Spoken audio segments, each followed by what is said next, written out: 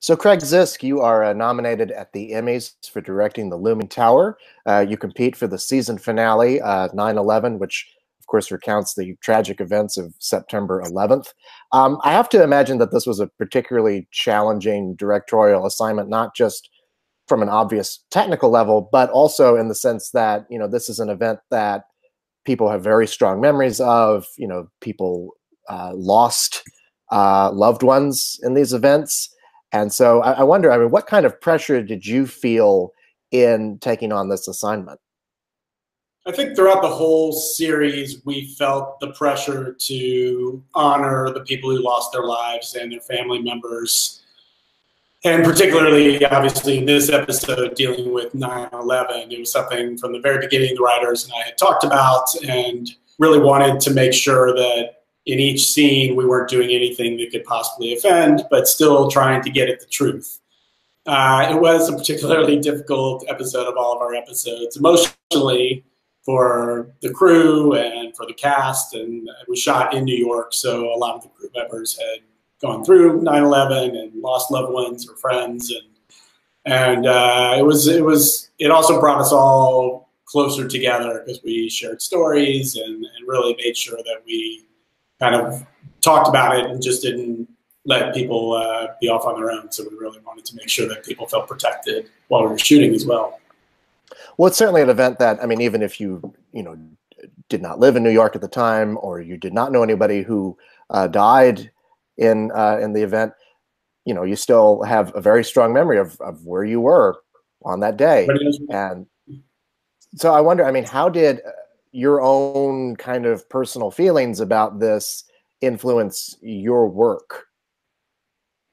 Well, I was in Los Angeles, and I, like everyone, remember exactly where I was and what I was doing, and had some family members in New York.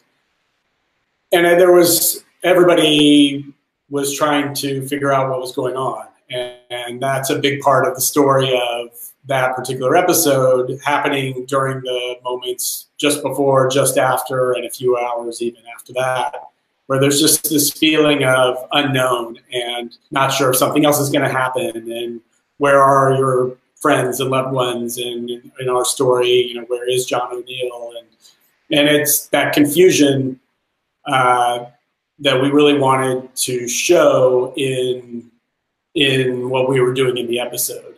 And as we're kind of jumping around the world, because we have characters that are in Yemen and kind of all over the world, what it was like for them being thousands of miles away and not being able to get on the phone and call their loved ones, or also just the amount of information they were trying to get within a very short period of time to figure out what was going on. I think that hopefully comes across, and people will feel not particularly brought back to that day and emotionally in terms of the stress of it, but definitely want people to feel watching the episode that there was those early moments of not knowing what was going on.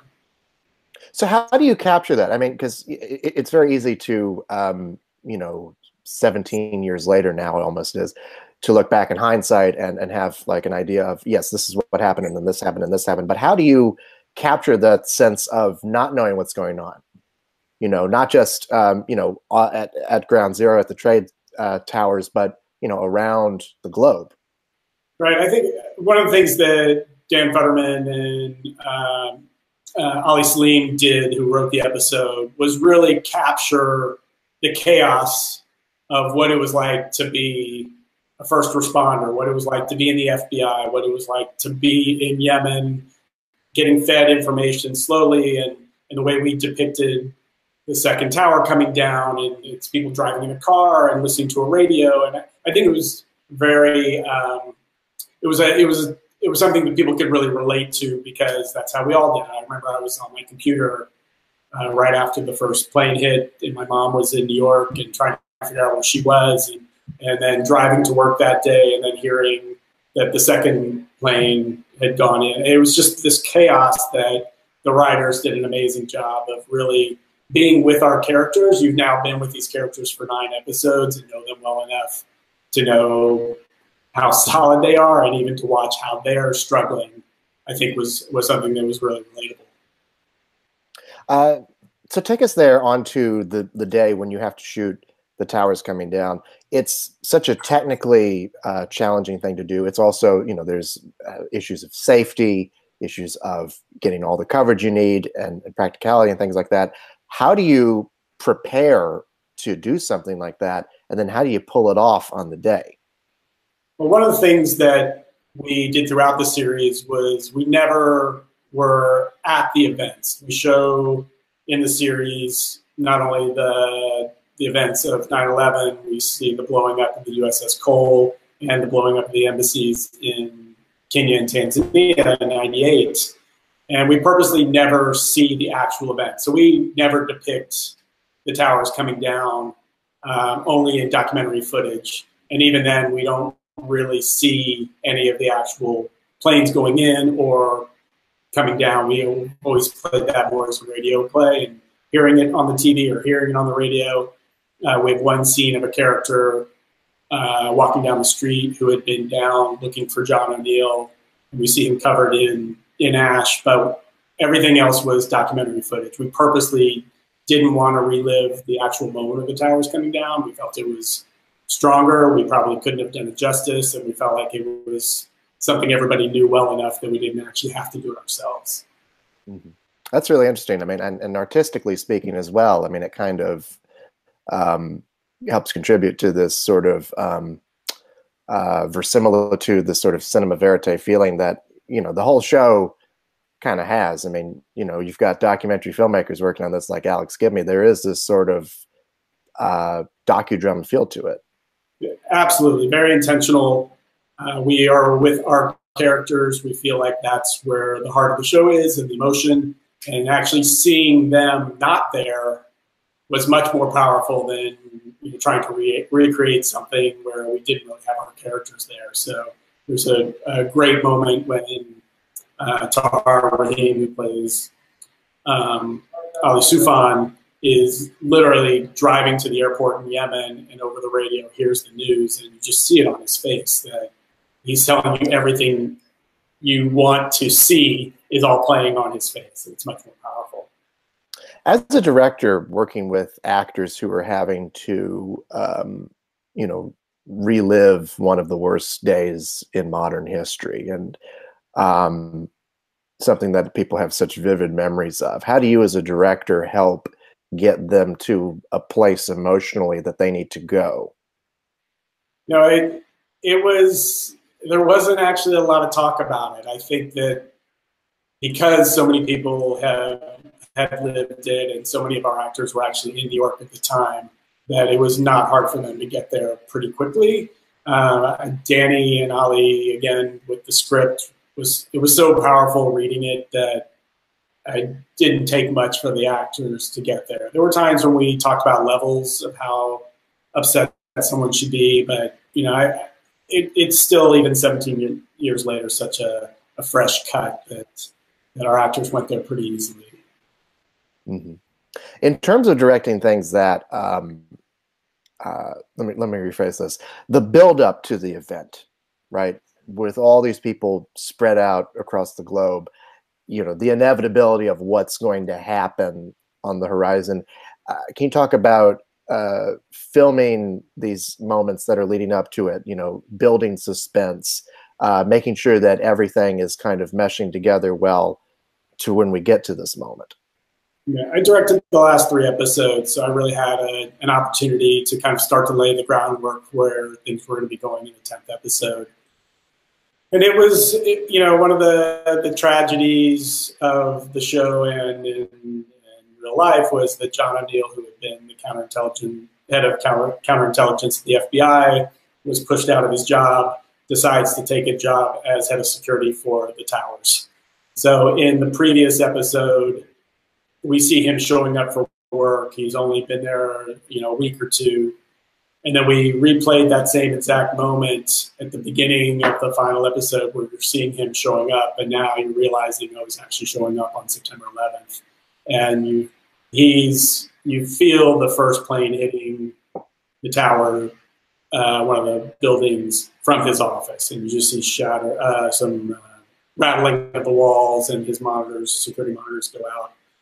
So, it's, again, the writing was so strong, and it's hard when you have an event that everybody knows is coming as an audience.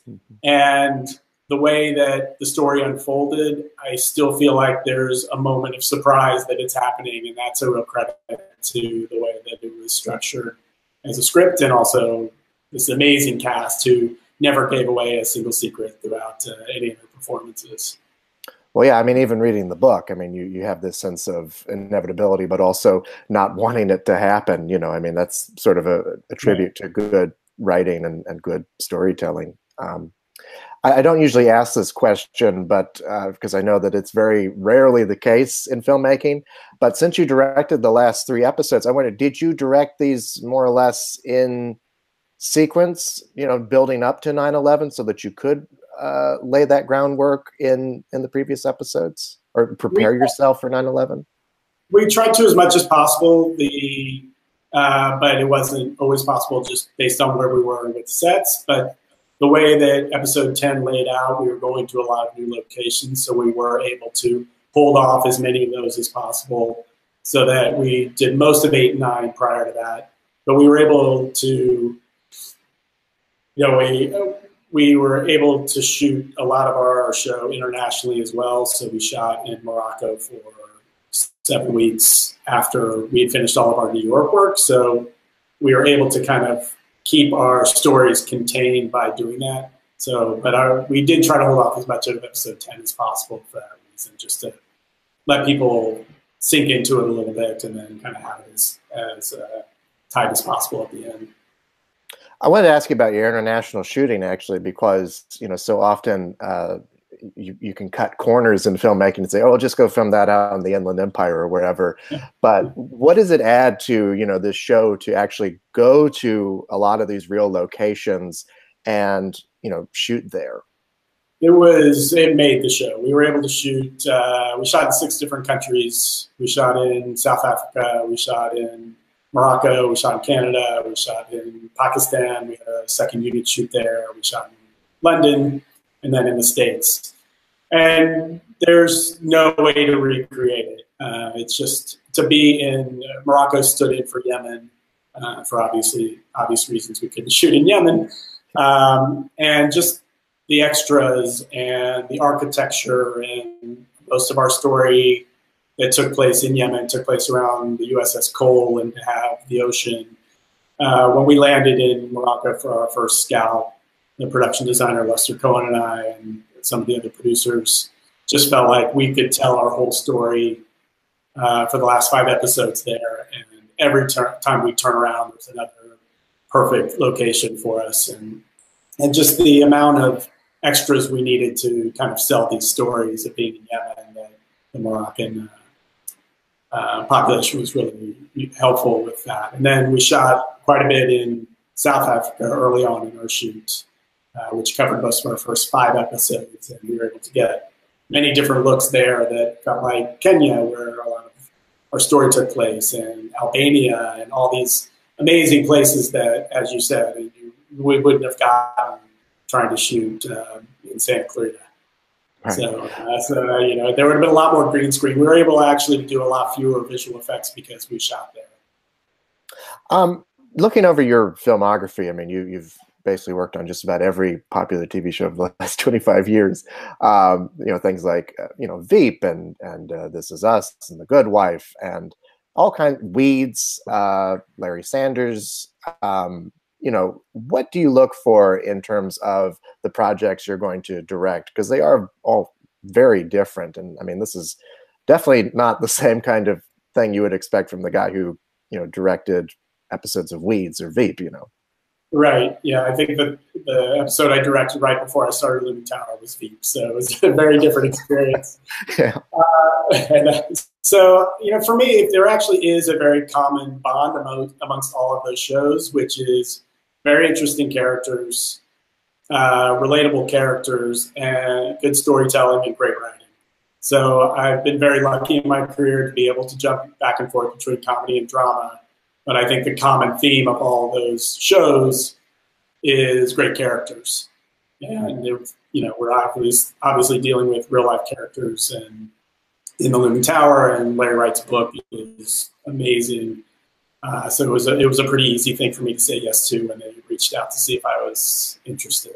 And I was able to read the first 2 scripts had been written, and I read the first script and typed an email to my agent to say I will read the second script, but set this meeting. I want to do this show. It's amazing. So and I knew Larry's book as well, so I knew where it was going. And this is your 5th Emmy nomination. You've been nominated both as a director and as a producer. What has that recognition meant for you in your career? It's amazing. I mean, I'm always very flattered by any kind of nomination, especially one like this. For this show in particular, it probably has the most meaning just because of the emotional relevance that the episode has, and the difficulty emotionally of doing this show for everybody, for the whole crew and for the cast and the producers. I'm really, really proud of the work that we all did on it, and to be recognized in some way is really just, the cherry on top. I'm really quite pleased that the show got recognized this way. Well, Craig Zisks, thank you so much, and congratulations on your nomination. It was a pleasure talking to you. Thank you so much. I appreciate it. Thank you. Have a good one.